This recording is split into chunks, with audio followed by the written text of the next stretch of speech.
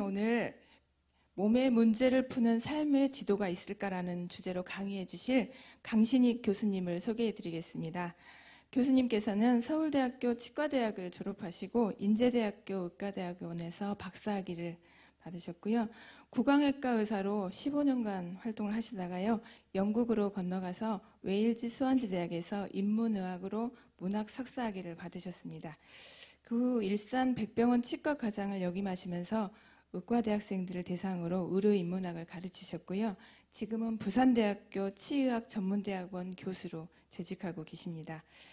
교수님께서는 의철학과 또 의료인문학을 연구하고 계신 우리나라의 대표적인 학자로 알려져 계신데요.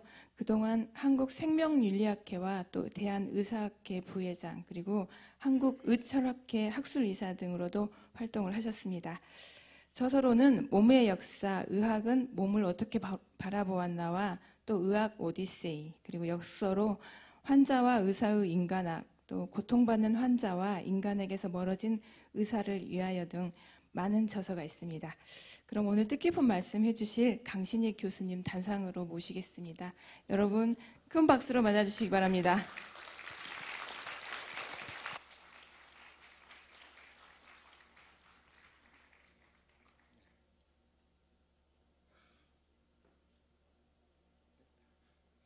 네, 반갑습니다. 방금 소개받은 강신익입니다. 지금 제가 그 경남 양산에서부터 운전을 하고 여기까지 왔습니다. 네, 이런 자리를 가면 항상 이제 저는 그 첫 인상이 대단히 중요하거든요. 근데 이렇게 다양한 청중이 계신 데는 처음 와봅니다. 굉장히 다양하시네요. 여기 군복 입고 계신 분들은 상근예비역. 상근예비역도 계시고 어르신들도 계시고요. 젊으신 분들도 계시고 다양히 많은 분들이 계십니다. 그래서 어디 초점을 맞춰야 될지 잘 모르겠습니다만 한번 얘기를 해보겠습니다. 근데 그 초점을 맞춘다기보다 우리의 일상적인 이야기를 그냥 해보겠습니다. 우리 일상인데요. 오늘 이렇게 올라오면서 거기 써 있는 표를 봤더니 딱 마음에 드는 표가 있습니다. 문화는 그죠? 삶을 담는 그릇이다. 딱 그렇게 써 있더라고요. 너무 멋진 표 아닙니까? 그래서 이제 여기 문화원이고, 그래서 문화는 삶을 닮은 그릇입니다. 그러니까 문화라고 하는 것이 얼마나 중요한 거를 알고 있다, 여기는 장성구는. 그러니까 세계 인증도 받고 그러겠죠. 그래서 저는 그 문화라는 말 대신에 몸이라고 넣고 싶습니다. 몸은 삶을 담는 그릇이다. 그래서 오늘 제목을 바꿨으면 좋겠어요. 오늘 제목을 몸은 삶을 담는 그릇이다라고 바꿨으면 좋겠어요. 그래서 제목은 이렇게 해서 몸의 문제를 푸는 삶의 지도를 했거든요. 그게 결국은 뭐냐? 몸의 문제라는 게 뭡니까? 몸의 문제가 생기죠, 항상 우리는. 근데 그게 꼭 질병만이 문제는 아닙니다. 그렇죠? 몸에 생기는 문제라는 건 질병만, 우리는 일반적으로 생각하기에 의학적인 문제만 몸의 문제로 생각하기 쉽지만 몸의 문제는 그것 말고 다양합니다. 그렇죠? 예를 들면 이 사춘기 때 생기는 몸의 문제, 그죠? 그거는 몸만의 문제가 아니에요, 그죠? 그다음에 다양한 문제가 생길 수 있습니다. 생리적인 문제도 몸의 문제일 수 있는 거예요. 생리적인 문제죠. 그게 질병이 아니다 하더라도 여성의 예를 들면 여자아이에게 초경을 했다고 대단한 문제 아닙니까? 대단한 사건이죠. 그래서 옛날에는 그 여성의 생리를 표현하는 말이 몸하다라고 했답니다. 몸하다.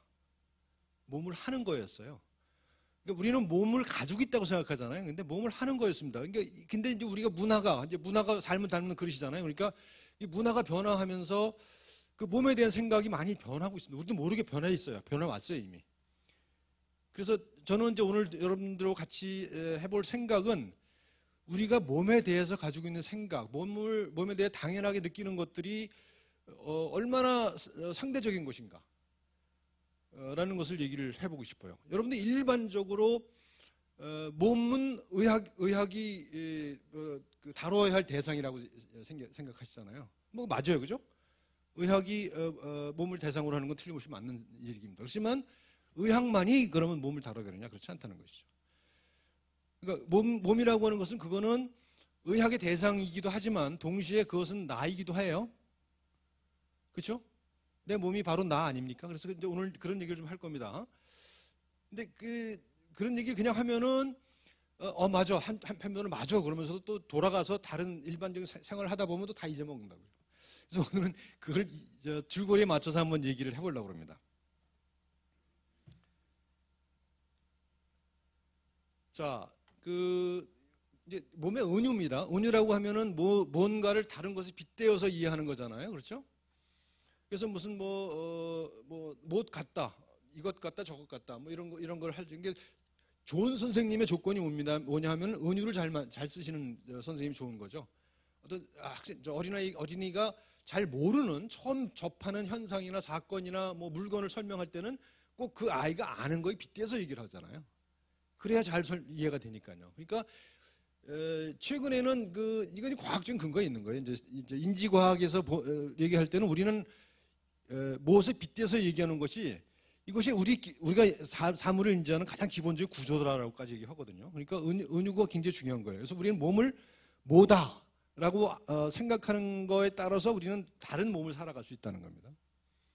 보통 제일 먼저 떠오르는 게 뭡니까? 몸은 뭐예요? 삶이다. 그건 제가 아까 답을 미리 얘기했어요. 정답을 그냥 일반적으로는 어떻게 생각합니까? 일반적으로는 그냥 떠오르는 대로 한번 얘기해 보세요. 몸은 뭐라고 생각해요, 우리가? 마음이다. 예. 너무 정답만 찾지 마시고요. 우리가 명시적으로 얘기하지 않지만 우리가 묵시적으로 생각하는 몸은 제가 생각할 때는 뭐냐? 기계예요. 그렇죠? 우리 몸은 기계로 생각해요, 다. 그래서 어디 병이 나면 이거 고장이 났어. 그래서 고치러 가야 돼. 마치 카센터에 고치러 가듯이 우린 병원에 갑니다. 그렇죠? 그래서 또 흔히 또 뭐라고 얘기하냐면 나이를 물을 때 그 비유적으로 얘기하는 게 있잖아요. 5학년, 6학년 하는 것도 있지만 그건 참 인간적인 비유죠. 그런데 예를 들면 제가 57년생인데 57년식 이렇게 얘기한다고요. 연식을 얘기하죠, 연식을. 그것도 마찬가지로 우리가 알게 모르게 우리 몸을 기계로 생각한다는 얘기가 되는 거죠. 그리고 실제로 기계의 은유는 상당히 유용하기도 해요. 그렇죠? 그래서 우리가 기계의 은유를 활용했기 때문에 우리 몸의 상당 부분 의학적인 치료가 이루어지기도 하잖아요. 예를 들면 인공관절 끼신 분들 많죠. 어르신 분들 많고. 그 옛날 같았으면 못했어요. 근데 기계적인 은유가 작동하는 거예요, 그거는. 그죠? 그리고 실제로 어떤 분들은 다리가 없는데도 불구하고 보철 다리를 달고 육상 선수처럼 뛰는 분들도 있거든요. 여러분들 의치 하나쯤 가지고 계실 수 있잖아요. 의한 가지고 있을 수 있고요. 임플란트 할 수 있고요. 그러니까 그런 그 기계 은유는 그것이 틀린 건 아니에요.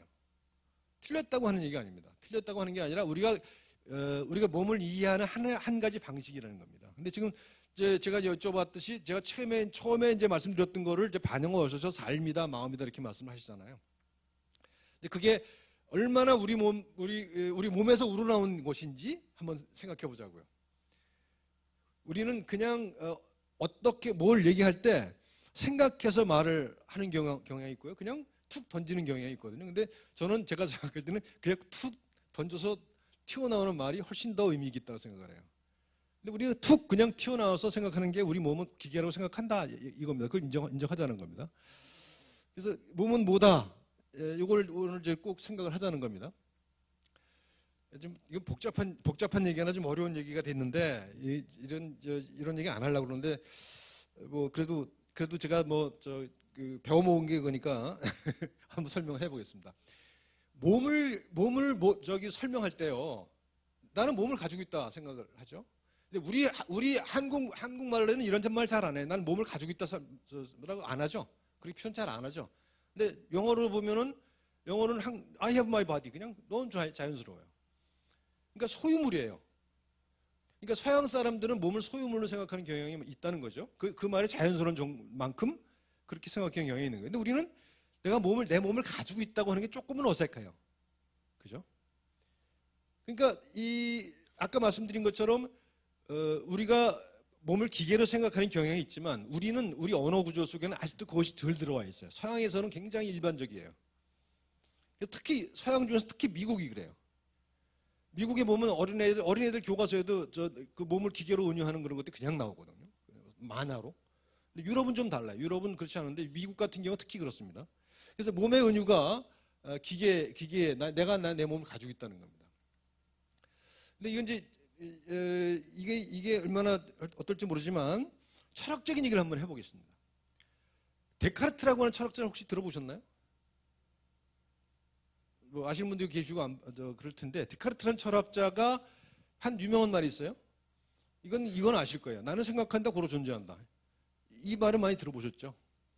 근데 이 나는 생각한다 고로 존재한다라는 이 한 문장이 사실은 그 문장으로 통해서 서양 문명 400년을 지배했다고 해도 과언이 아니라는 거예요.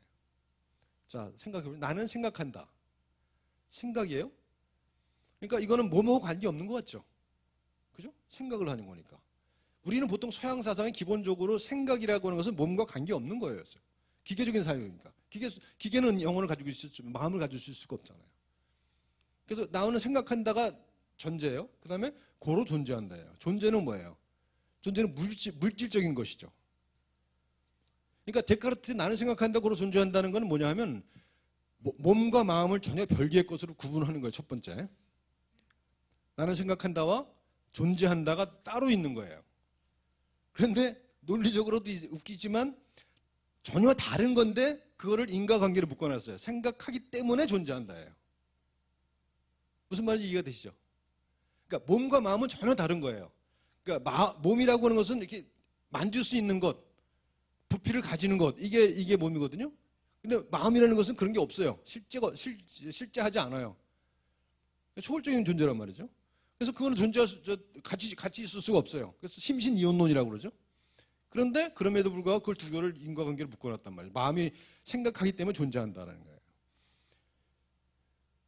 이건 너무 어렵게 갔네. 그냥 흘러 넘어가시고요. 어쨌든 그렇습니다. 그래서 몸과 마음을 전혀 다른 걸로 생각하는 문명이 서구 문명이다. 그리고 그 문명이 지금과 같은 물질 문명을 이룬 거예요, 사실은. 그래서 이런 그 데카르트적인 사유, 이런 철학, 심신 이원론, 나는 생각한다고 존재한다라는 그런 생각의 틀이 기본적으로 서구 문명의 기본적인 그 뼈대가 됐다는 겁니다. 그게 바로 내가 몸을 가지고 있다라고 하는 말을 하게 되는 그 근원이라는 것이죠. 그래서 이제 그다음에 생각해요. 두 번째는 나는 몸을 살아간다. 이건 영어로도 괜찮아요. 잘 이해가 돼요. I live my body. 나는 내 몸을 살아간다. 근데 I have my body보다는 조금 더 어색하게 느껴져요. 어감이. 난 내 몸을 살아간다예요. 몸을 살아간다. 내 몸을 가지고 있는 것이 아니라 몸을 살아간다는 거예요. 그러니까 이건 몸을 살아간다라고 할 때는 조금 좀 뉘앙스가 달라지죠. 그러니까 삶의 주인이 되는 거죠. 삶의 주인이. 그죠?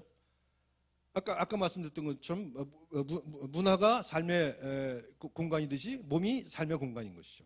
그렇죠? 그렇게 된 거예요. 이게 두 번째예요. 그다음 세 번째는 아예 나는 그냥 몸이다.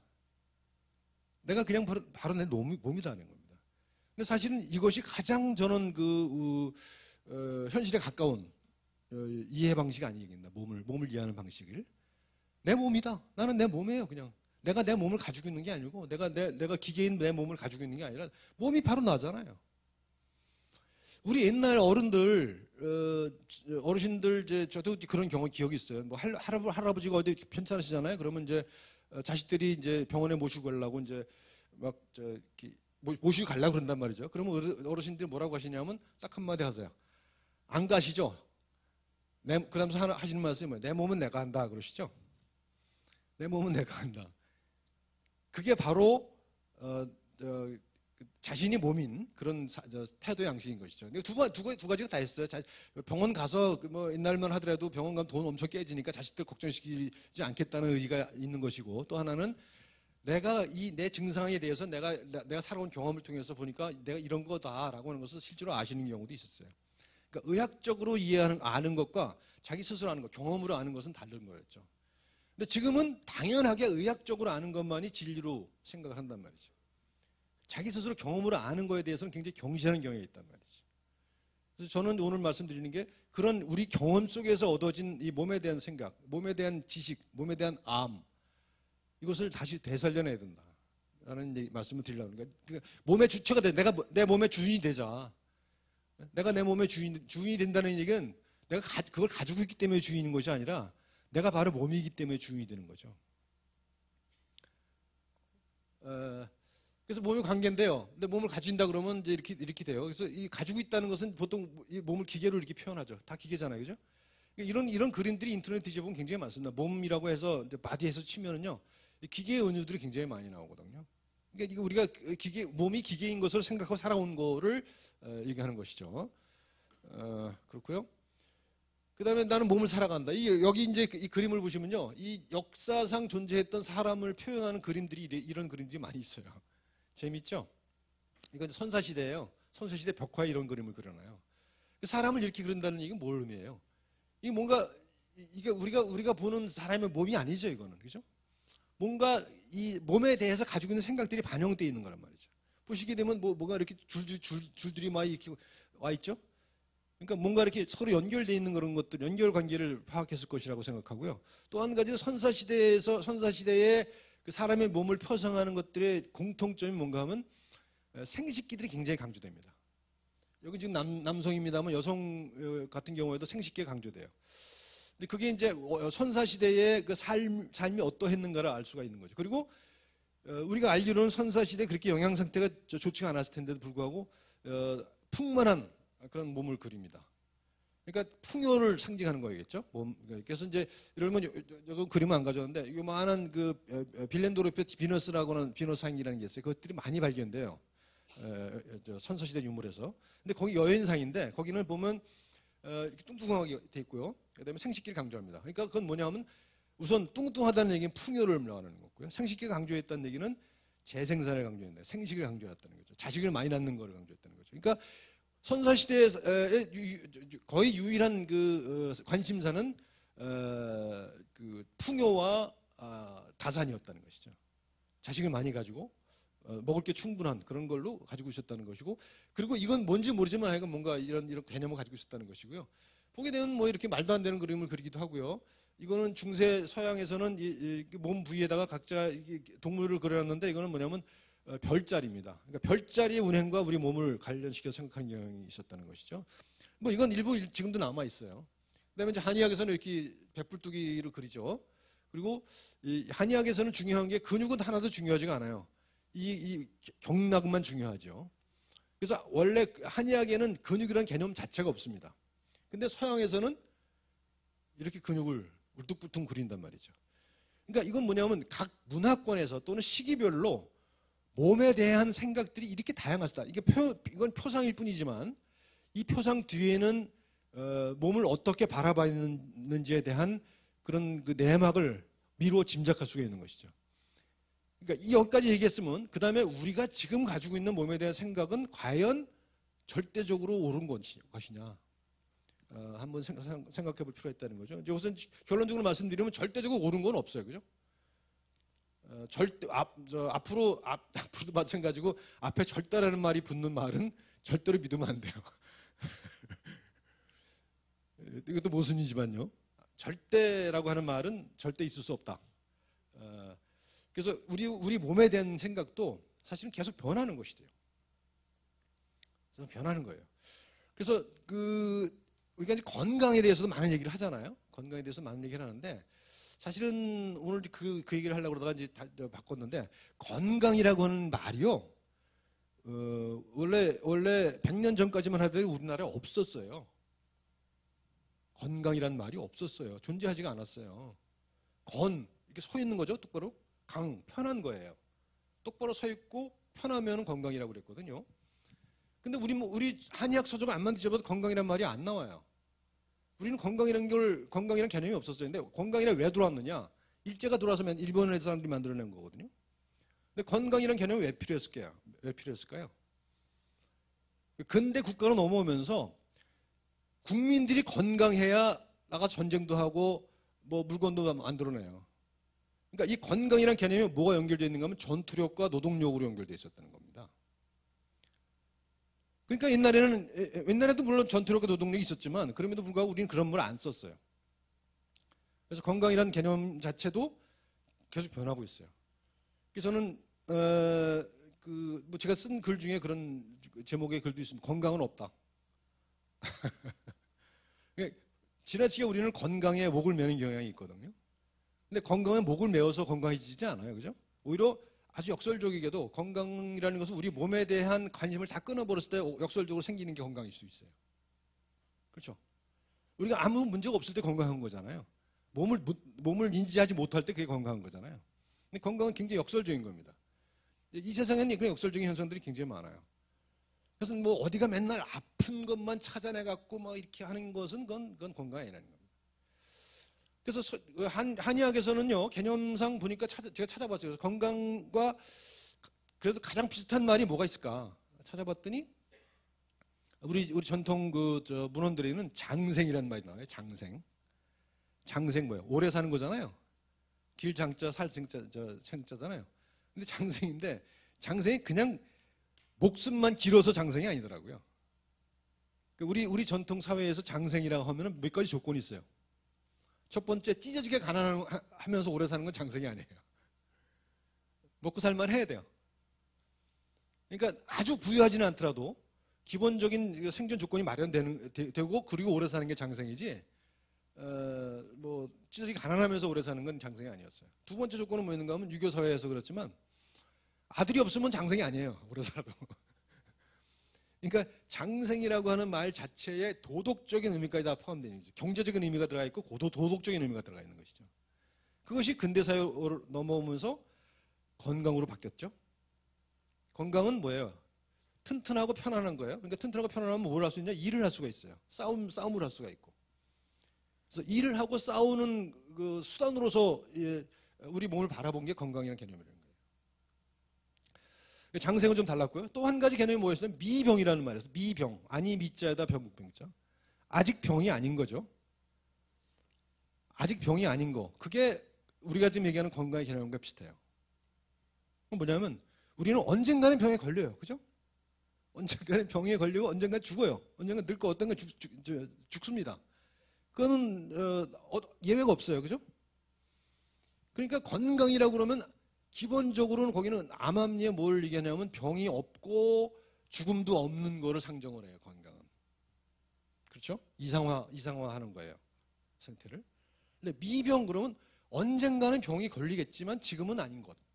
아직 병이 아닌 거예요. 언젠가 병이 생기겠지만. 그래서 저는 이제 몇 년 전부터 어머니한테 이제 얼마 올라가서 이제 세배를 드릴 텐데 새해에도 세배 드릴 때 흔히들 그러죠. 뭐 복 많이 받으세요 또는 뭐 건강하세요 그러잖아요. 언젠가부턴가 저는 건강하세요라는 말을 안 하기 시작했어요. 90 넘으신 우리 어머니가 건강하시면 얼마나 건강하겠어요. 지금 이미 건도 아니고 강도 아니에요. 그죠? 제대로 걷지도 못하시고 편안하지도 않으세요. 근데 무슨 건강하세요라고 얘기를 할 수가 있겠어요. 그리고 그게 좋아져서 그렇게 가실 거라고 뭐 기대할 수도 없는 거잖아요. 그래서 이제 건강하세요라는 말 대신에 미병하세요라고 합니다. 병나지 마세요. 병나지 말고 지금보다 더 나빠지지 마시고 그냥 편안히 계시다가 저는 이제 제가 제 인생에서 마지막 남은 일이 어머니 보내드리는 일이거든요. 어머니 편안하게 보내드리는 게 제 마지막 임무인데 뭐 자식들 다 보냈으니까. 그래서 이제 미병하세요. 병나지 마세요라고 하는 것이. 근데 이게 이제 이런 속에는 다 뭐가 들어가 있냐? 이 몸에 대한 생각들이 다 들어가 있는 거죠, 그죠? 그래서 우리 몸을 어떻게 살아가느냐, 어떤 몸을 살아가느냐 하는 것이 오늘 제가 드리는 말씀입니다. 여기 보면 뭐 다양한 이런 몸들이 있지만 우리도 이제 한번 이런 기회가 되면 한번 해보면 좋겠어요. 자기 몸을 그려보라고 하는 거예요. 자기 몸을 그려보면 한번 해보세요. 아이들한테도 한번 시켜보세요. 자기 몸을 그려보라고 그러면 어떻게 그리는지에 따라서 그 아이가 자기 몸을 어떻게 생각하는지 파악할 수 있을 거거든요. 대단히 중요한 그 방법이라고 생각합니다. 그래서 나는 몸이다. 그래서 어떤 분들은 몸하고 마음을 합쳐서 마음이라고 쓰기도 해요. 몸과 마음이 분리되는 게 아니다. 그래서 사실은 이 사실 어감도 비슷하잖아요. 몸하고 마음하고 비슷하잖아요, 그죠? 그래서 마음 그러면 서양에서는 이게 아주 그 명백하게 구분되잖아요. 몸과 마음, 바디 앤 마인드 이렇게 되잖아요. 근데 우리 몸과 마음 그러면 그 연속이라는 느낌이 있어요. 그냥 느낌이 말 자체에, 그죠? 그 미음 음이 같이 들어가 있고요, 그죠? 우리가 제일 처음에 하는 말이 되게 미음 음이 들어가. 전 세계 모든 언어가, 그죠? 마음, 엄마, 그죠? 이 순음이거든요. 근데 몸도 그렇고 마음도 그렇고 그런 가장 기본적인 그 생각에서 나온 말이라고 얘기할 수 있을 것 같습니다. 자, 우리 아까 몸은 뭐다 그랬죠? 몸은 네모다 그랬잖아요. 그래서 그 몸의 은유를 얘기했잖아요. 근데 나는 뭐다? 답은 이미 아시죠, 여러분? 나는 몸이다예요, 답은. 근데 이제 뭐 몇 년 전에 뭐 TV에 이런 거 많이 했잖아요. 나는 나 가수다. 이 프로그램 보셨나요? 전 너무 재밌게 봤는데 그래서 가수들끼리 나와서 막 경연을 하고 하는 것이 굉장히 재밌었거든요. 그래서 재밌었는데 또 이런 프로도 있었어요. 나는 꼼수다.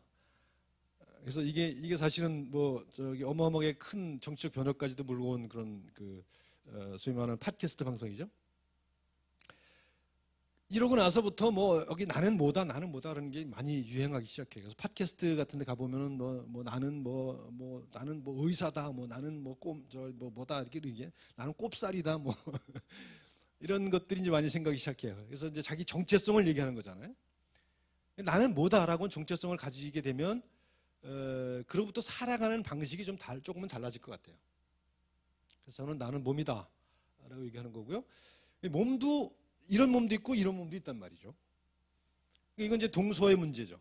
아까 동양의학과 서양의학의 문제인 것이고, 그래서 지금 우리는 의학과 뭐 관련돼서 얘기합니다만 꼭 이런 의학이 아니더라도 우리 몸에 대한 생각을 할 수가 있을 것 같습니다.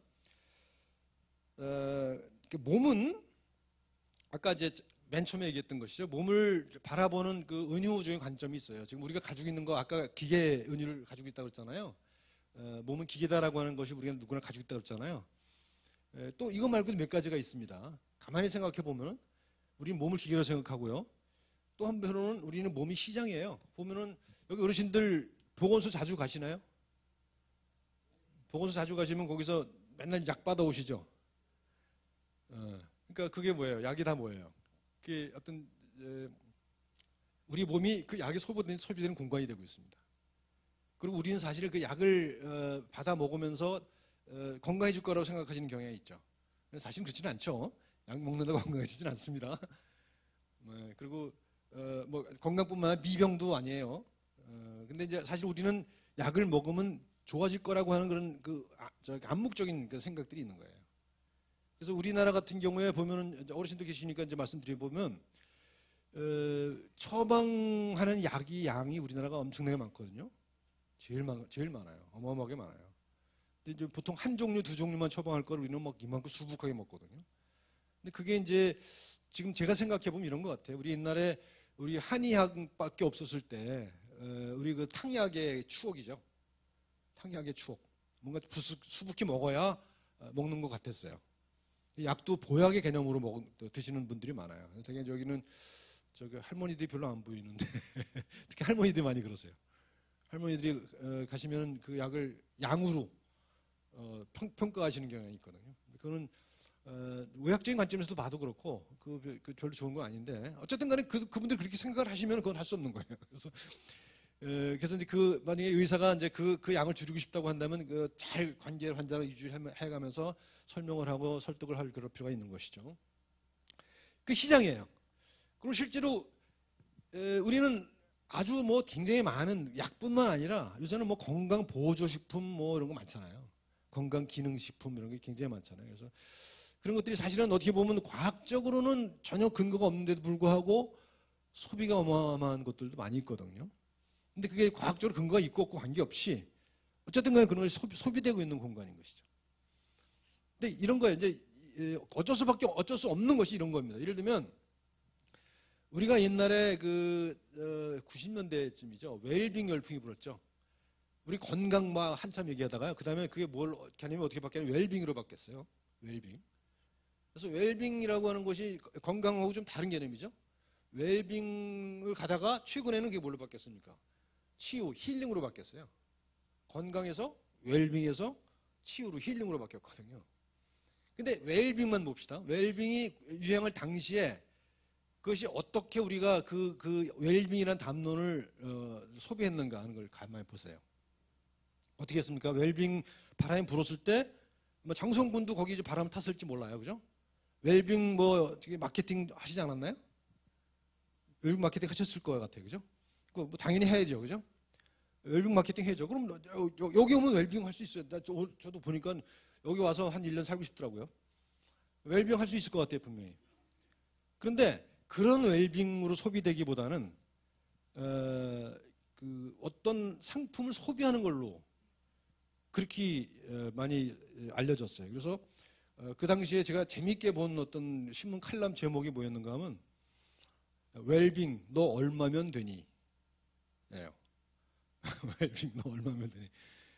그 웰빙이라는 것도 돈으로 살 수 있는 거라고 생각했다는 거예요. 그러니까 우리는 돈으로 모든 걸 살 수 있다고 생각하는 그런 경향 속에 살고 있다는 얘기를 하는 것이죠. 그래서 사실 생각해보면 그 웰빙이 불 때 어떤 그 상업적으로 성공한 것이 그 기능식품들 이런 거였잖아요.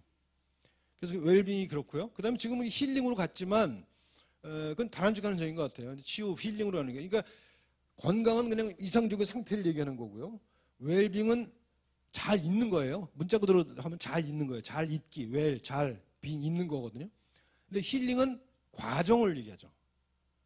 과정을 얘기하는 겁니다. 그래서 그것이 과정 속에 있는 거기 때문에 훨씬 더 의미가 있는 것이긴 하지만 아직도 이런 상업적인 틀에서는 아직도 벗어나지 못하고 있는 것 같아요. 그 다음에 또 한 가지 우리 몸이 이제 전쟁터라고 하죠. 그래서 우리는 뭐 예를 들면 바깥에서 뭐가 들어오면 우리 면역세포 가서 열심히 싸우잖아요. 여기 상근 예비역들 열심히 여기는 안 싸우겠구나. 여기는 안 싸우고 일하죠. 근데 어쨌든 간에 전쟁의 인유가 많이 하죠. 그죠? 그래서 뭐 세균이 들어오면 우리 학교에서 그렇게 배우잖아요. 백혈구 가서 싸운다고. 전투원이에요. 우리 면역계가 전투원으로 생각했거든요. 근데 그렇게 생각할 수 있어요. 그런데 생각해 보시면 이런 거예요. 과학적 사실로만 얘기하자면 이런 거예요. 우리 몸의 세포가 뭐 한 이제 정확한 건 잘 모르겠는데 우리 몸을 구성하는 세포가 한 1조 개쯤 있다고 쳐요. 그럼 우리 몸 바깥에 몸에 붙어 사는 우리 위장이나 무슨 뭐 입이나 이런 데 붙어 사는 미생물들의 수가 10배쯤 된다는 거예요.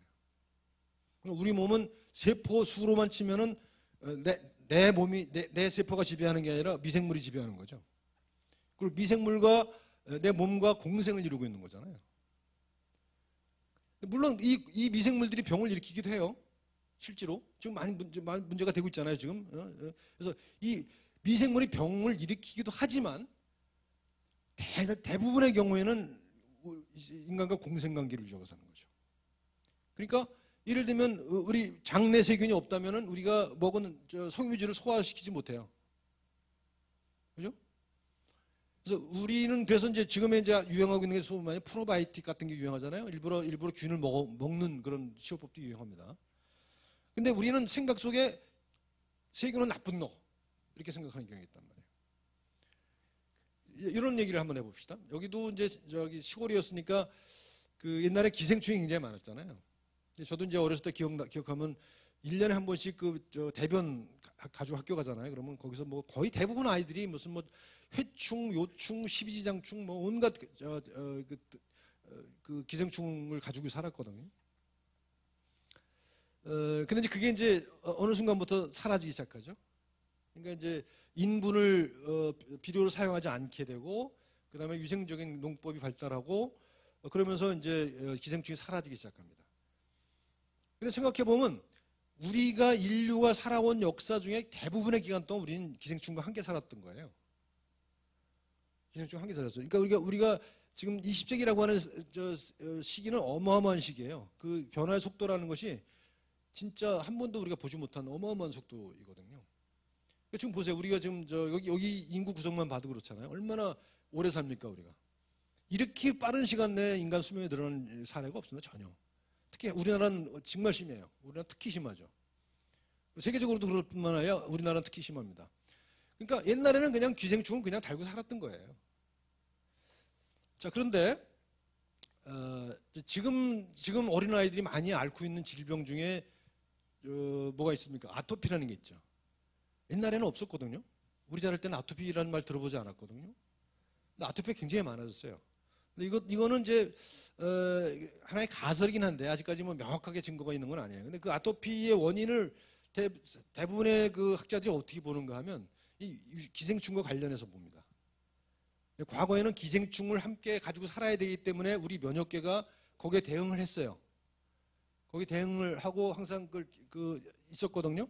그런데 이게 없어지면서 옛날 기생충에 대응을 했던 그 전투력이 자기 세포를 향했다는 거예요. 자기 스스로를 했다는 것이죠. 그래서 그 아토피가 소위 말하는 자가 면역 질환이잖아요. 자가 면역 질환이 생기는 이유를 기생충이 사라진 것, 또 하나는 지나치게 깔끔 떠는 것. 우리 보면 좀 놀라워요. 저는 옛날에 저 어렸을 때는 그 목욕탕에 가서 저기 명절 때 한 1년에 2번 가서 최소한 두 번 가서 저 목욕탕 가서 빡빡 때를 밀었잖아요. 그리고 평소에는 목욕이라는 걸 거의 못 하고 살았어요. 그 맨날 이 있고 뭐 있고 그러고 살았거든요. 근데 그게 내 몸에 적응이 돼 있던 거예요, 과거에는. 근데 이거 다 없어졌어요, 이제. 다 없어졌는데 우리 내 면역계는 그런 것들에 적응돼 있는 면역계란 말이죠. 그러니까 멀쩡한 자기 스스로를 공격을 한다는 거예요. 그래서 이게 자가 면역이다. 라고 하는 것이 이제 그 얘기예요. 그러니까 이 얘기는 무슨 얘기를 하는 거냐? 그러니까 뭐 지저분하게 살아라는 얘기가 아니죠. 그러니까 지저분하게 살자고 이건 절대 아닙니다. 지저분하게 산다고 해서 좋은 것도 아니에요. 그죠? 위생은 지켜야죠, 당연히. 하지만 질병이라고 하는 것은 어떤 하나의 요인만 갖고 생기는 게 아니라는 거예요. 굉장히 복잡한 생태적인 원인이 얽혀 있기 때문에 그렇다는 겁니다. 그래서 이 전쟁터라고 하는 생각을 가지게 되면 그렇게 돼요. 뭔가를 적대하는 그런 적대적인 그 태도를 기르게 된다는 것이죠. 그래서 이렇게 생각하지 말고 다리 좀 생각해 보자 하는 겁니다. 어떤 몸을 살아갈 것인가 뭐 이런 거 있고요. 자, 이제 몸에 대한 표상인데 이거는 이 그림은 많이 보셨잖아요, 그죠? 생각하는 사람. 근데 이 그림은 보신 분들도 많이 있을 거예요. 뭐가 비슷하죠? 굉장히 비슷하죠. 이건 19세기에 이제 나온 그 작품이고요. 저거는 16세기에 베살리우스라고 하는 해부학자가 그린 그림이에요. 해부. 시체를 해부하고 나서 그린 그림이에요, 이게. 근데 생각해 보세요. 해부를 했는데, 시체를 해부했는데 뼈대를 이렇게 그려요. 뭘 의미하는 걸까요? 요즘에 의과대학에서 배우는 해부학 교과서에는 절대 있을 수 없는 그림이죠. 왜? 요즘 애들은 그냥 해부를 하고 있는 그대로 그리기 때문에. 근데 이 사람은 엄청나게 많은 해부를 했음에도 불구하고 이거를 재건하면서 이런 모습을 그린다는 거예요. 생각이라고 하는 주제를 여기다 집어넣는다는 거예요. 그죠? 이 해부도는 아주 굉장히 사실적인 걸로 유명해요. 이 이전에 아까도 보셨습니다만 이런 걸 그렸거든요. 말도 안 되게. 이런 거 그렸는데 여기서는 보면은 상당히 정확하죠. 실제를 재현했죠. 그런 면에서 굉장히 평가를 받는 거거든요. 근데 실제를 정확히 재현했을 뿐만 아니라 거기에 예술적인 감각을 집어넣은 거죠. 삶을 집어넣었어요. 죽은 몸을 해부하면서 그 속에다 삶을 불어넣는 거죠. 이 당시는 뭐냐면 이 과학과 예술 또는 인문학이 구분되지 않았던 겁니다. 사실 과학이란 말 자체가 19세기에 생긴 말이에요. 이 당시에는 과학이란 말 자체도 존재하지 않아요. 근데 우리 사회가 굉장히 많이 소위 말하는 문과 이과 구분하는 사유가 너무 뿌리 깊은 것 같아요. 저는 그거 전혀 아니라고 생각합니다. 문과 이과라는 생각은 이제 머리에서 지워버렸으면 좋겠어요. 그건 전혀 맞지도 않는 얘기거든요. 전 세계적으로 문과 이과를 이렇게 구분하는 나라가 없어요. 왜냐하면 생각해 보세요. 경제학이 이과입니까 문과입니까? 경제학으로 다 문과로 알고 있잖아요. 근데 경제학에서 제일 필요한 게 뭐예요? 수학이에요. 근데 그걸 왜 구분해요? 철학에서 수학이 얼마나 많이 필요한데요. 수학적 사유, 논리적 사유 굉장히 필요하거든요. 그다음에 철학에서 또 요즘에는 이 과학적 연구 성과들을 굉장히 많이 참조하고 있습니다. 또 과학 연구에 있어서도 철학적 사유들을 가져다가 어떤 연구 프로그램을 만드는데 굉장히 그 기여를 많이 하거든요. 근데 우리는 아직도 그 그놈의 문과 이과 때문에 뭐 교육 몇 차 바뀌면 없어진다고 하면서도 사실 우리 논의 속에 남아 있는 게 문과 이과 문제거든요. 저는 하루빨리 극복해야 될 거라고 생각하고 앞으로는 뭐 서양에서 대학이 대부분 그렇습니다. 너 전공이 뭐야? 그러면 저요 저 뭐 경제학하고 생물학이요 이런 식이에요. 그러니까 이과 문과 구분이 전혀 없습니다. 두 개를 이게 그리고 뭐 단수 전공도 아니에요. 대개 다 복수 전공합니다. 앞으로 우리가 살 길은 그거거든요. 다양한 걸 알아야지 이제 간단 말이에요. 하나만 한우물만 파가지고 망하면 다 이제는 한우물 파다가 물 안 나오면 그냥 죽는 거예요. 굶어 죽는 거예요. 다양한 분야에 대해서 여기 젊은 학생들이 있는데 다양한 분야에 대해서 관심을 가져야 되고 그리고 가끔씩 평소에 하지 않던 짓을 해보는 게 필요합니다. 평소에 하지 않던 짓을 할 때 평소에 생각하지 않던 것들이 생각이 날 수가 있어요. 그러니까 그게 이제 뭐 사람마다 다를 수가 있어요. 여행을 간다든지 뭐 한다든지. 그러니까 제가 이제 저 개인적인 경험을 말씀드리면 제가 무슨 글을 쓰잖아요. 글을 쓰려고 한다면 제가 이제 우선 많이 읽고 뭐 지식을 습득하는 게 먼저겠죠. 그다음에 그 아이디어를 내가 가지고 있는 생각과 맞춰서 이렇게 짜내는 게 필요하단 말이에요. 짜내는 게 필요해요. 근데 그게 쉽지가 않아요. 맨날 똑같은 일상을 반복하다 보면 뭐 학교 갔다 집에 갔다 이거만 하다 보면은 그게 생각의 길이 옆으로 새끼를 세지를 못해요. 새끼로 세야 내가 왔던 길을 볼 수가 있거든요. 그러니까 딴짓을 하는 거죠. 딴짓을 해야 됩니다. 그래서 딴짓을 하라고 저는 젊은 학생들한테 권하고 싶어요. 좀 딴짓을 해라. 제가 좀 딴짓을 했거든요. 치과의사 하다가 돈도 잘 벌었는데 돈 벌다가 오늘 갑자기 이건 아니다 싶더라고요. 첫 번째 너무 재미가 없고요. 두 번째 너무 괴로워요.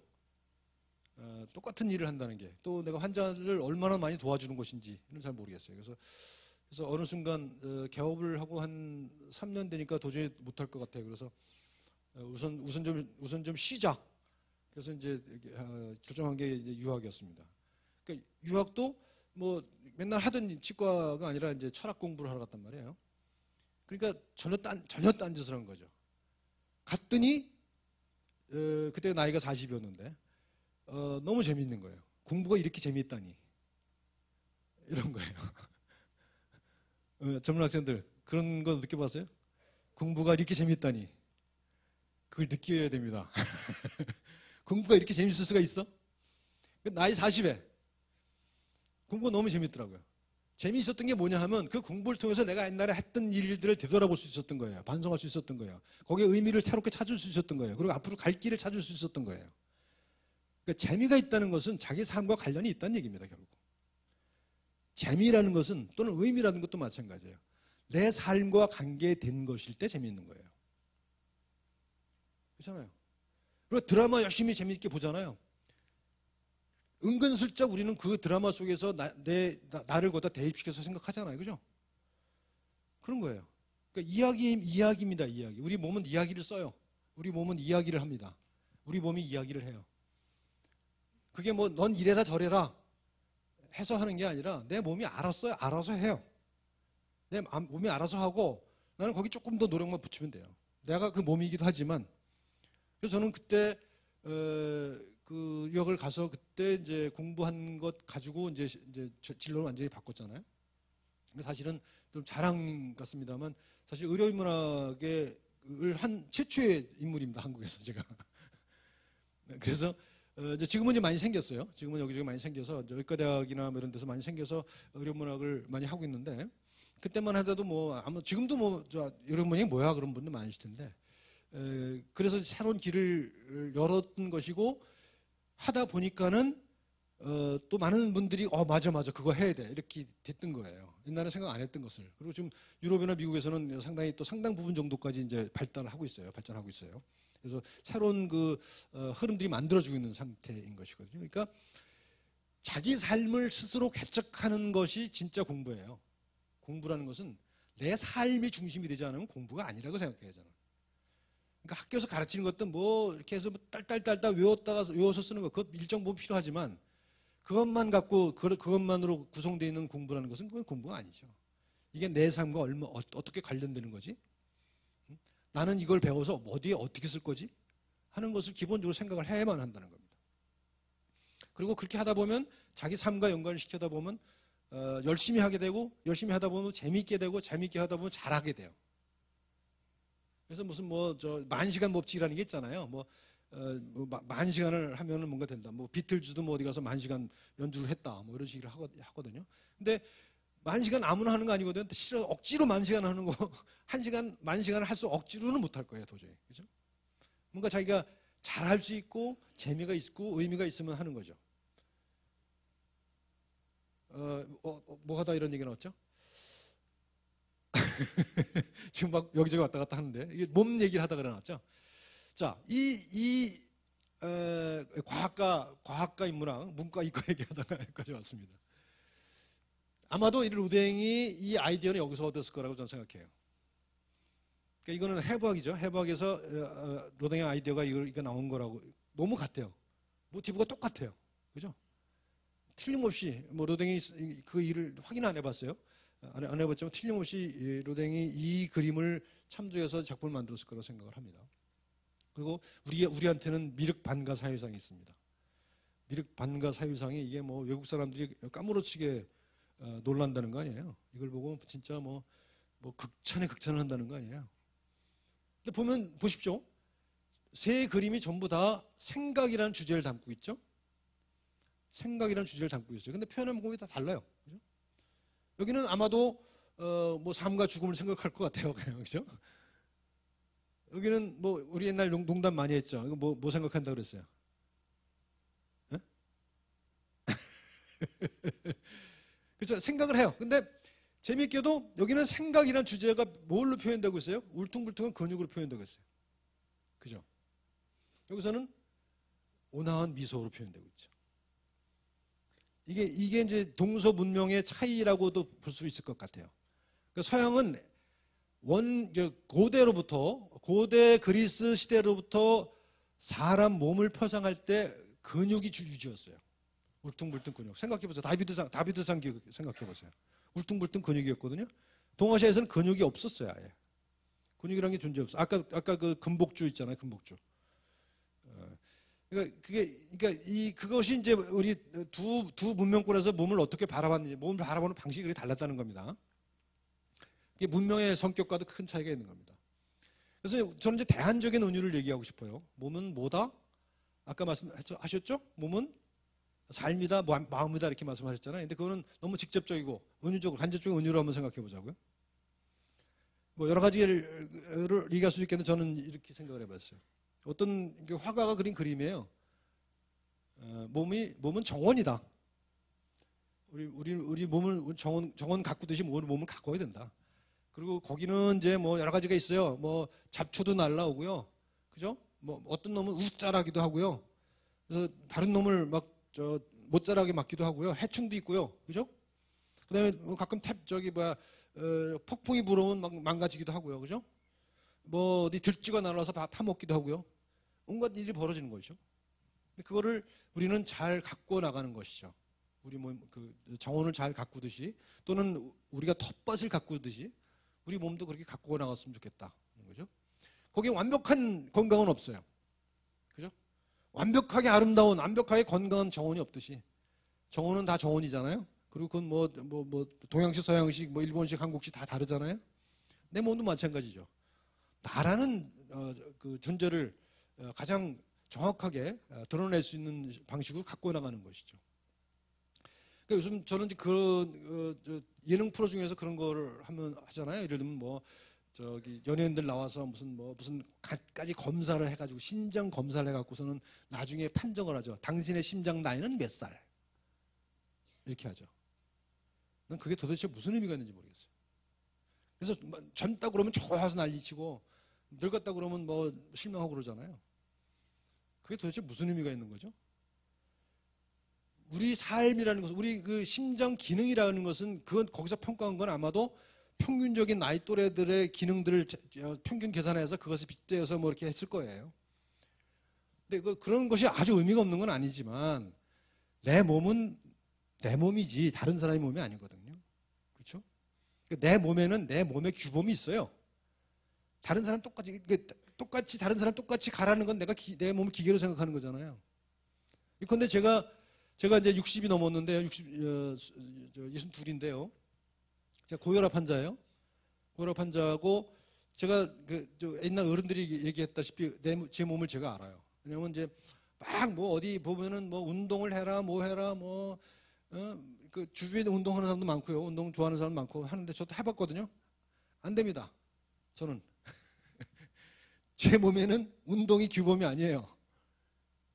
그러니까 운동한다고 가다가 뭐 자빠지기도 하고요. 그래서 저는 이제 그다음부터 이제 나한테는 운동이 맞지 않는다라고 판정을 딱 했어요. 내 몸에 맞는 규범으로 살아가는 겁니다. 그냥 살살 걷고요. 그죠? 운동이라는 거 살살 걸으면 돼요. 뭘 또 뛰어야 됩니까? 또 근육을 둥둥 만들어야 됩니까? 그냥 뭐 평소에 가서 뭐 일하면서 그냥 하면 되는 거 아니에요. 그걸 뭐 근육을 키우고 무슨 뭐 심폐기능을 키운다고 뭐 마라톤을 하고 그러니까 좋아하면 하면 돼요. 좋아하는 사람은 하면 되죠. 하지만 그건 자기 몸에 맞춰서 하는 거거든요. 그래서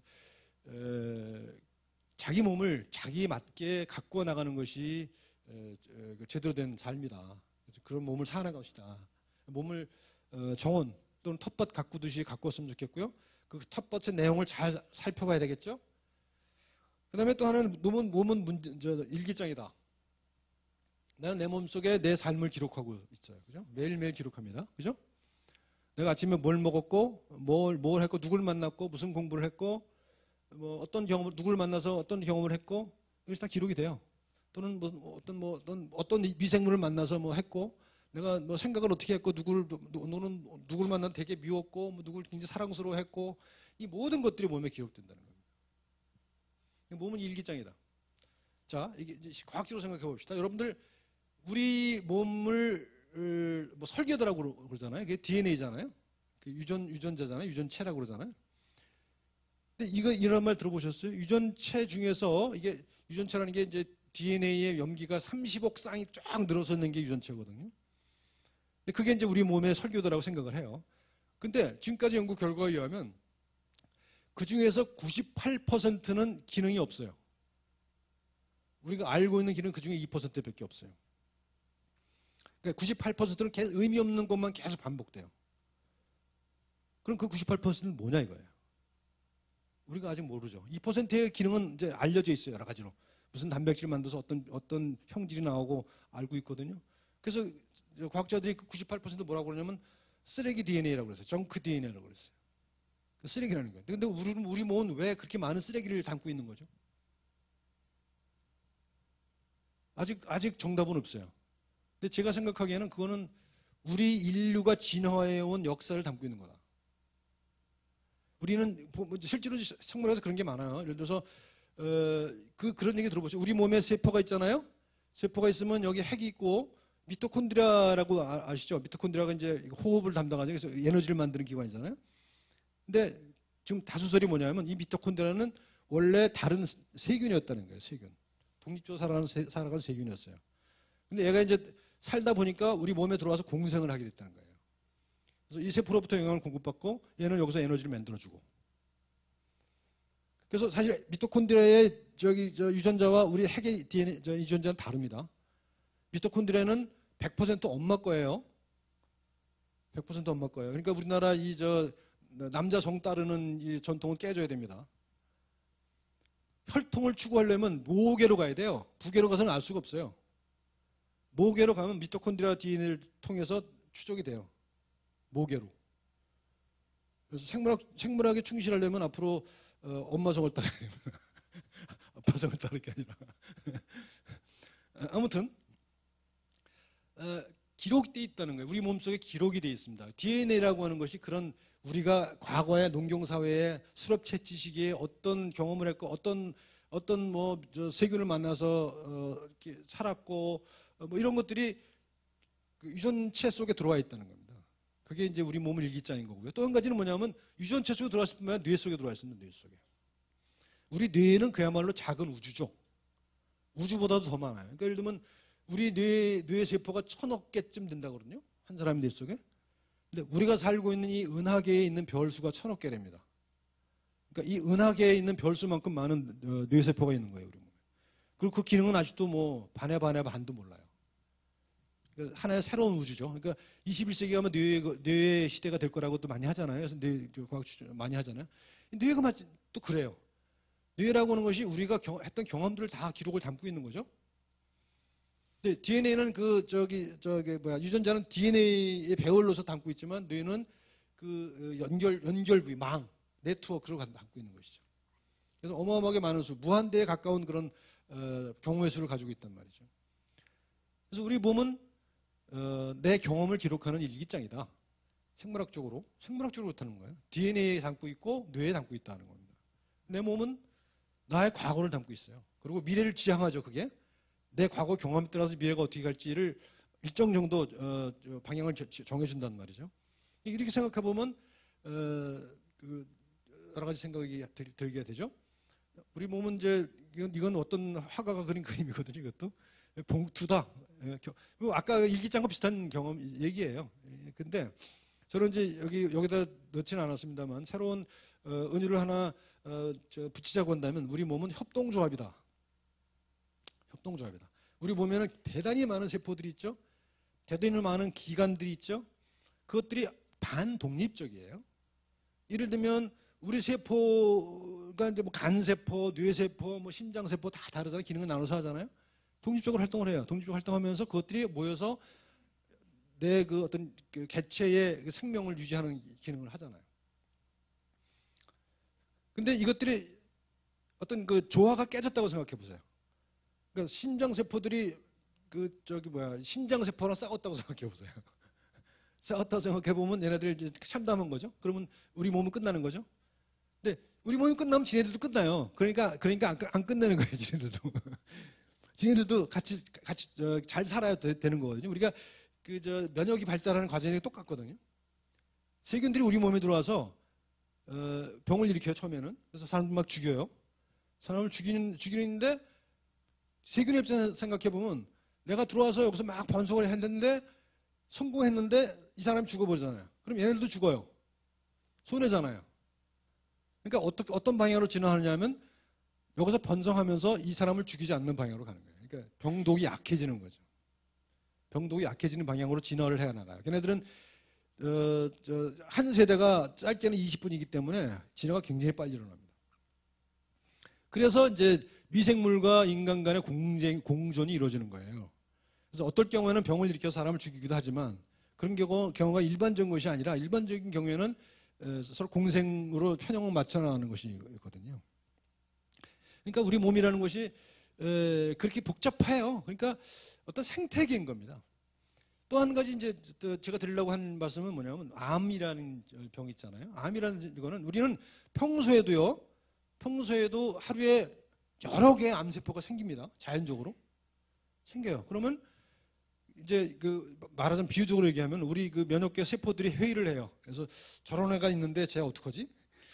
그러면 이제 대개 이제 동의가 합의가 이루어지죠. 쟤 안 돼, 쟤 없어야 돼. 이제 없애버리는 거예요. 그러니까 하루에도 여러 번 생겼던 암세포들이 면역계에서 이게 면역계의 경찰 활동에서 이제 정리가 되고 검거가 되거든요. 근데 이 활동이 약해져요. 그러면 이 균형을 이루고 있던 세포들이 어떤 하나만 부쩍 자라는 게 바로 암이잖아요. 그러니까 협동이 깨진 게 암이에요. 세포들의 협동 관계가 깨진 게 암입니다. 근데 우리 협동조합은 어떻습니까? 조합원들이 조합비에 모아서 뭐 생산하고 같이 공동 판매함으로써 같이 이익을 얻는 거잖아요. 우리 협동조합이 그렇게 공생의 관계를 유지하듯이 우리 몸도 우리 세포 또는 기관들이 공생의 관계를 유지해 가는 것라고 생각을 합니다. 그래서 이렇게 생각합니다. 시간이 많이 지났네요. 정리를 하겠습니다. 뭐 많은 얘기가 나오는데요. 이런 얘기들은 뭐 그냥 대충 넘어가고요. 고령화 사회 얘기 좀 잠깐 하고 넘어갈까요? 지금 고령화가 아주 급격하게 진행되고 있잖아요. 근데 이거는 사실 뭐 제가 태어났을 때만 하더라도 아마 예상 기대 수명이 뭐 한 70 정도도 안 됐을 거예요. 지금은 뭐 80이 넘었고 2030년쯤 되면 그 어떤 통계에 의하면 대한민국이 가장 오래 사는 나라가 될 거라고 그래요. 지금 추세를 보면은. 그러니까 그렇게 되면 이제 인구의 구성 비율이 달라지는 거죠. 장성군만 하더라도 지금 굉장히 엄청나게 달라진 걸로 알고 있는데. 그러면 삶의 방식도 달라질 수밖에 없어요. 그죠? 옛날에는 우리 저 때만 하더라도 뭐 나서 사춘기 지내고 대학 졸업하고 뭐 학교 졸업하고 직장 취직해서 있다가 뭐 은퇴하면 자식들이 또 우리를 돌봐줬잖아요. 이제 자식들이 돌봐준다는 보장이 없습니다. 그러면서 또 수명은 굉장히 길어졌어요. 그래서 이 건강에 대한 생애 경로에 대한 개념 자체가 엄청나게 달라진 겁니다. 그래서 여기서 뭘 해야 되냐? 이모작을 해야 된다는 거죠. 이모작을 할 수밖에 없다. 그래서 이모작은 어떻게 하느냐? 뭐 이게 뭐 50이 될지 60이 될지 몰라요. 이게 앞뒤가요. 이제 사회경제적 생산을 하다가 그다음에 이제 문화적인 활동을 통해서 자기 자신을 기름지게 하면서 또 그것을 사회 돌려주는 그런 일들이 돼야 될 것 같다. 근데 그러려면 이제 뭐 군수님 계십니다만 이제 정책이 뒷받침해줘야 되겠죠. 그러니까 생산적인 노년을 만들기 위한 그런 정책들이 전 잘 모르겠습니다만 그런 것들이 됐으면 좋겠고요. 그래서 뭐 전반부에는 생산을 주로 한다면 후반기에는 선택을 주로 환원을 덜어내기를 좀 주로 해야 된다는 거고요. 이제 용어인데요. 저는 요 참살이라는 말이 참 좋아요. 참살이. 요게 이제 국립국어원에서는 요게 뭐냐면 우리가 아까 얘기했던 웰빙을 번역해서 참살이라고 번역을 했어요. 참살이라는 말이 참 좋지 않아요? 웰빙은 그냥 잘 있는 거잖아요. 참살이는 과정입니다. 살아가는 과정을 표현하고 있어요. 그러니까 웰빙보다 훨씬 더 좋은 말이에요. 근데 잘 안 써요, 이 말을. 앞으로는 저도 웰빙 안 그러고 참살이 그래야 되겠까 봐요. 왜냐면 국립국어원에서 만들어 놓은 말이거든요. 이렇게 좋은 말을 왜 안 쓰는가 싶어요. 저도 이제 습관에 대해서 자꾸 웰빙 그러는데 참살이라는 말이 상당히 의미 있는 좋은 말인 것 같습니다. 지금 제가 말씀드렸던 그런 것들이 다 참살이에요. 우리가 행복하는데요. 행복이라는 말은 그 역사적으로 보면 그래요. 행복이라는 말의 뜻은요, 재수가 좋다예요.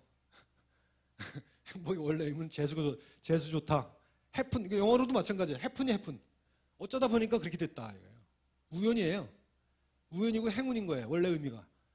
행복이라는 말에 원래 담고 있는 뜻이 한자어도 그렇고 영어도 그래요. 근데 이거는 우리 계속 행복 얘기하는데 사실은 그런 의미에서 보면은 적절치 않은 용어인 것 같아요. 그래서 행복 대신에 참살이가 돼야 된다 저는 생각합니다. 행복을 추구한다고 해서 행복해지지는 않아요. 그죠? 행복은 잘 살다 보면 저절로 얻게 되는 게 행복이지 행복을 목표로 산다고 해서 행복이 찾아지지는 않는 거잖아요. 그렇죠? 이게 아까 몇 번 말씀드렸지만 그런 역설들이 있어요. 항상 건강도 그렇죠. 내가 건강해지 하면서 건강을 찾아간다 해서 건강해지진 않아요. 내가 주어진 삶에 충실히 살다 보면 그 결과를 얻어지는 게 건강이에요. 행복도 마찬가지입니다. 행복해야 돼. 뭐 이소라의 노래가 있죠. 이소라의 노래가 아주 좋아하는데 저도 애인하고 헤어지면서 행복해야 돼라고 그러는데 그건 사실 진짜 행복을 바라서 그런 얘기를 하지는 않을 것 같아. 거의 속엔 저주가 담기는 말인 것 같아. 헤어지면서 행복해야 돼 하면서 사실 행복을 바라는 것 같지는 않아요. 그 노래도 그렇고요. 아무튼 행복이라고 하는 것은 좀 인위적이다. 행복이라는 것은 너무 인위적이다. 행복은 우리가 추구해야 될 대상이 아니다. 결과로서 얻어지는 것이지 추구해야 될 대상이 아니다. 그것보다도 우리는 잘 살아내자. 주어진 삶을 잘 살아나자. 잘 살아내자. 그 잘이 어떤 건지는 사람마다 다를 거예요. 그죠? 잘 살아내자 하는 말씀을 드리고 싶습니다. 뭐 여러 가지가 있고요. 뭐 이제 여러 가지 얘기했습니다만 뭐 시간이 없어서 지령답도 해야 되잖아요. 그죠? 예. 뭐 할 만큼 할 얘기 거의 다 한 것 같아요. 그래서 뭐 참살의 길에 이런 것이 있다. 그래서 몸과 마음과 사회의 공진화다. 뭐 이런 얘기를 했고요. 뭐 특히 어울리는 것이 필요한 거고요. 이거는 뭐 제가 학교에서 하는 얘기고요. 건강 아까 한 얘기고요. 이것도 뭐 좀 철학적인 얘기인데 뭐 어려운 얘기니까 빼고요. 뭐 이렇게 해서 대충 제 얘기를 정리를 했습니다. 제가 드린 말씀들을 어떻게 받아들일 수 있는지 잘 모르겠는데요. 좀 나름대로 좀 소화를 해주시면 좋겠습니다. 그리고 마지막으로 한 가지 이제 광고를 드리면요, 제가 그 최근에 유튜브라는 걸 시작했습니다. 그래서 그 유튜브에는 그 이런 강의들이 쭉 올라가 있습니다. 제가 학생들하고 수업하는 내용들을 그대로 올리고 있거든요. 그래서 최근에 제가 올리고 있으니까 관심이 있으신 분들은 유튜브에 가서 제 이름을 치시면요, 거기 쭉 강의들이 나옵니다. 지금 했던 내용들과 비슷한 여러 가지 우리 몸에 관련된 얘기. 제목은 몸살입니다. 몸살이. 몸수다. 제목을 몸수다로 치면 바로 나옵니다. 그래서 오늘 여러분들과 나눈 이야기들을 거기서 같이 나눴어도 좋을 것 같고, 뭐 댓글이나 이런 걸 통해서 같이 얘기를 나눴어도 좋을 것 같습니다. 오늘 이렇게 멋진 곳에 초대해 주셔서 대단히 감사하고요. 이런 기회를 주신 것에 대해서 감사합니다. 감사합니다.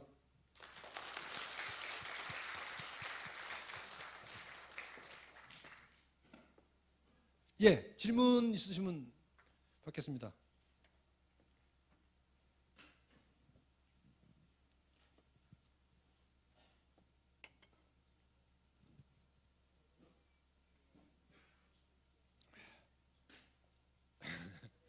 아무 얘기라도 좋습니다.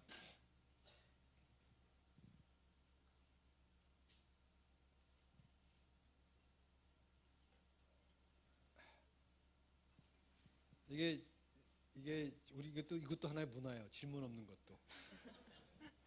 네. 말씀 잘 들었습니다, 교수님. 3년 동안 그 진료하시면서 굉장히 지루하고 반복되고 별 의미 없는 생활을 하시다가 영국으로 유학을 가셔서 철학을 공부하셨다고 했는데, 그 3년의 시간 뒤에 가장 많이 바뀐 삶의 양식이라든지 방식이라든지 마음가짐, 이런 것들 알려주시면 감사하겠습니다. 제가 그래서 그걸 한마디로 표현하면 이렇게 표현할 수 있거든요. 제가 치과에서 했잖아요. 이빨 열심히 잘 뽑았거든요. 이빨 뽑다가 그 이후에 이빨 까면서 살아요. 근데 이빨 뽑는 것보다 이빨 까는 게 훨씬 재밌더라고요. 그렇죠? 지금도 이빨 까고 있잖아요. 그래서 제가 유튜브 닉네임이 이빨정이에요. 근데 우선 뭐 어떻게 객관적인 조건으로만 보면 굉장히 가난해졌죠, 당연히, 그렇죠? 가난해졌지만 정신적인 삶의 측면에서 보면 10배쯤 좋아진 것 같아요. 그러니까 하기 싫은 거 억지로 하는 것하고 하고 싶은 거를 좋아서 하는 것하고는 그런 차이가 있더라고요. 그리고 보니까는 제 건강도 많이 좋아진 것 같아요. 몸도 많이 좋아지고. 맨날 그 위궤양을 달고 살았었거든요. 근데 하고 싶은 거 하니까 싹 사라졌어요. 위궤양 싹 사라지고 뭐 그래요. 그래서 사실 뭐 건강하려면 이렇게 해라 저렇게 해라 많이 있는데, 사실은 잘 살면 그냥 건강해요. 그냥 잘 살면 재밌게 살고, 잘 살면 의미 있게 살고, 그런 거라는 생각을 합니다. 예, 또요?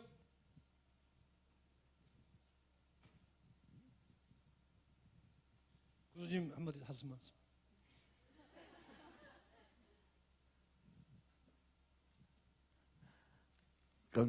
강의 너무나 잘 들었습니다. 부산에서 여기까지 멀리 오셨는데 어떻게 보면 굉장히 과학적이고 철학적인 말씀을 많이 해주신 것 같아요. 근데 이제 쉽게 건강하게 살려면, 미병하려면 어떻게 해야 되는지 그걸 좀 간단하게 한마디로 얘기하면 재밌게 살면 되죠. 그죠? 재밌게 살면 재밌게 사는 거 이상은 뭐 있습니까? 그죠? 인생 뭐 없어요. 인생 별거 아닙니다. 그죠? 인생이 뭐 대단한 거라고 생각하는 경향이 있는데, 저도 저 젊었을 땐 그랬거든요. 인생 뭐 멋지게 살아야 돼. 뭐 한 번 사는 인생인데 뭐 저것저것 하고 뭐 여기다 의미를 부여하고 저기다 의미를 부여하고 살았거든요. 근데 살아보니까 그거 아무짝에 쓸모 없더라고요. 그냥 잘 살면 돼요. 재미있게 잘 살면 그게 모여서 우리 사회도 건강해질 것 같아요. 그러니까 우리 모두가 그 재밌어지는 그날까지.